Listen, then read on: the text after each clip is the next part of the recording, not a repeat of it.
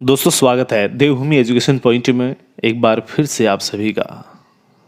मैंने कल आपको बताया था कि आज से आचार संहिता लगने वाली है और आज की ही उम्मीद है जो भर्ती आने के चांसेस हैं। लेकिन यहाँ पर कल तो हमको भर्तियाँ देखने को नहीं मिली, एलटी की विज्ञप्ति हमको देखने नहीं मिली। लेकिन एक न्यूज़ देखने को मिल रही है, उत्तराखंड में 3,000 बेसिक शिक्षकों की भर्ती होने का रास्ता साफ हो गया। सबसे पहले बात करते हैं एलटी की भर्ती के ऊपर।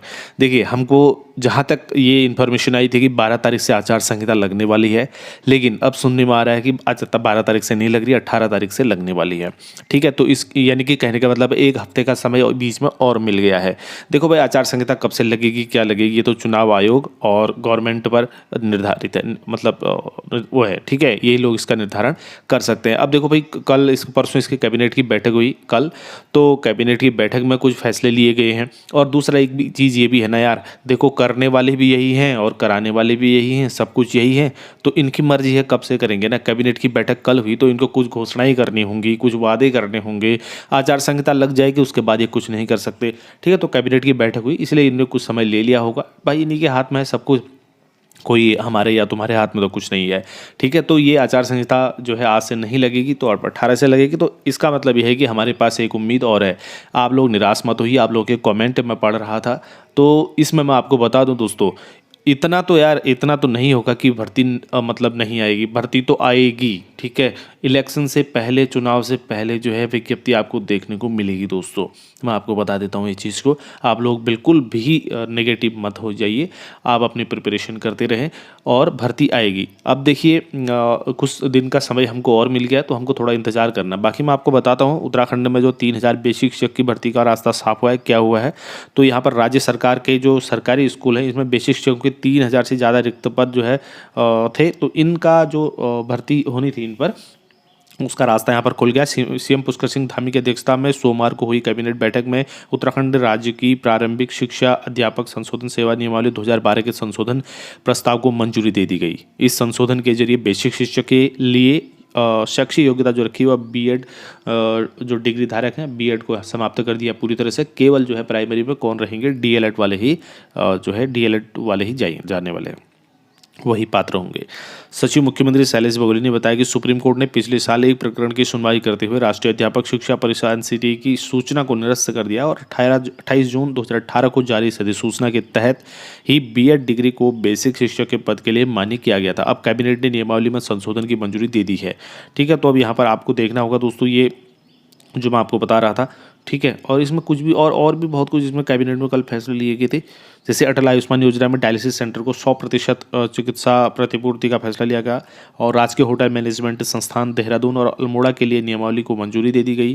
पिथौरागढ़ के आदि कैलाश गुंजी आदि क्षेत्रों में 5 दिवसीय होली दर्शनी योजना को 6 माह के लिए संचालित किया गया। कैंसर चिकित्सालय हर्रावाला 300 बेड और मातृ शिशु चिकित्सा संस्थान हरिद्वार 200 बेड का संचालन पीपीपी मोड पर होना है। और लखवाड़ बहुउद्देशीय परियोजना के लिए पुनर्स्थापन नीति को मंजूरी दी और मंजूरी दर संशोधित करने पर भी सहमति बनी। वहाँ पर कौशल विकास विभाग के तहत 630 करोड़ के वर्क फोर्स प्रोजेक्ट को स्वीकृत किया गया और पुरोला और कालाढूंगी को नगर पालिका बनाने पर निर्णय लेने को मुख्यमंत्री को अधिकृत किया गया। तो यहाँ पर जो है इतनी चीज़ें थोड़ा सा यहाँ पर ध्यान देने वाले बात है, जो आप लोगों के और हमारे काम की चीज़ है ज़्यादा दोस्तों, वो भर्तियों से, वैकेंसीज से रिलेटेड होती हैं। तो ये एक इन्फॉर्मेशन आई है। अब देखो, पेपर में तो हर रोज़ निकलती है ना, लेकिन धरातल पर कब आती हैं, कितनी आती हैं, किस तरीके से वो पूर्ण होती हैं, उनकी प्रोसेस चलती है, कई कई साल चल जाती है। तो ये चीज़ें देखने वाली सबसे ज़्यादा हमारे लिए इम्पोर्टेंट होती हैं। ठीक है, बाकी चीज़ें तो क्या है यार, बाकी चीज़ें तो होती ही रहती हैं। अब प्रधानाचार्य के पदों में कल भर्ती आई है, आपने देखा होगा 692 पदों के लिए भर्ती आई है। सीधी भर्ती है, लेकिन इसमें आप लोग अप्लाई नहीं कर पाएंगे। ठीक है, तो क्योंकि ये जो 692 पदों पर भर्ती प्रक्रिया है, ये विभाग, शिक्षा विभाग के 2 साल की जिन्होंने मौलिक सेवा पूरी कर चुके हैं। ठीक है, हाई स्कूल के प्रधानाध्यापक, जो हाई स्कूल के प्रधानाध्यापक हैं और शिक्षा विभाग 2 साल की मौलिक सेवा पूरी कर चुके हैं या फिर 10 साल की सेवा पूरी कर चुके हैं, ऐसे प्रवक्ता या फिर जो एलटी से प्रवक्ता में प्रमोट हुए थे, वो लोग ही इसमें आवेदन कर सकते हैं। ठीक है, इसमें आप और हम आवेदन नहीं कर सकते हैं। तो ये चीज़ें यहाँ पर देखना होगा। और इसमें भी अभी बवाल शुरू हुआ है और जो शिक्षक हैं इसमें शिक्षक संघ जो है इसमें नाराज़ है। और मेडिकल कॉलेज में भी 1415 पदों के लिए भर्ती प्रक्रिया शुरू हो गई है। ये भी ध्यान रखना 18 तारीख से इसके फॉर्म भरे जाने शुरू होंगे। तो ये कुछ जानकारियाँ थी जो आप लोगों को देनी थी दोस्तों, हमने आप तक पहुँचाई। ठीक है, तो आपको अब हाँ एक चीज़ और है इसमें जो हमारे काम की है, पीएचडी को हर माह 5,000 रुपये मिलने वाले हैं अब।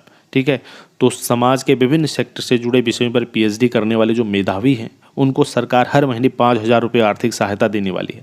आज कैबिनेट में उच्च शिक्षा विभाग के इस प्रस्ताव को मंजूरी मिल गई है। उच्च शिक्षा सचिव शैलेश बगोली के अनुसार इस योजना की शुरुआत 100 छात्रों के साथ की जाएगी।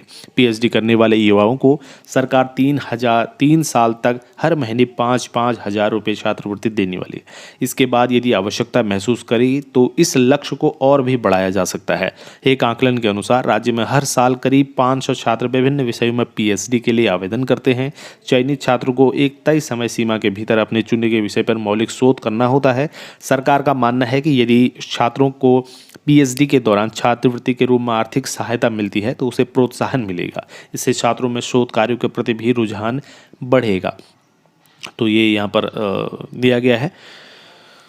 तो साथियों इसमें जो सबसे मेन था वो हमारा एलटी का था कि हम चाहते थे कि वो एलटी की विज्ञप्ति जारी हो जाए जल्दी से जल्दी, लेकिन नहीं हो पाई है। तो देखना होगा अभी भी अगर 18 तारीख से आचार संहिता लगाते हैं ये लोग तो इस बीच हमको कुछ समय और मिल जाता है जिसमें हम ये देख पाएंगे कि एलटी की भर्ती का विज्ञापन जारी हो गया है और मुझे उम्मीद है ये जारी होगा। ठीक है, चलिए अगर कोई जानकारी आती है तो आप तक ज़रूर पहुँचाएंगे। इस वीडियो में इतना ही है। हमारे साथ बने रहने के लिए आप सभी का धन्यवाद दोस्तों। जय हिंद।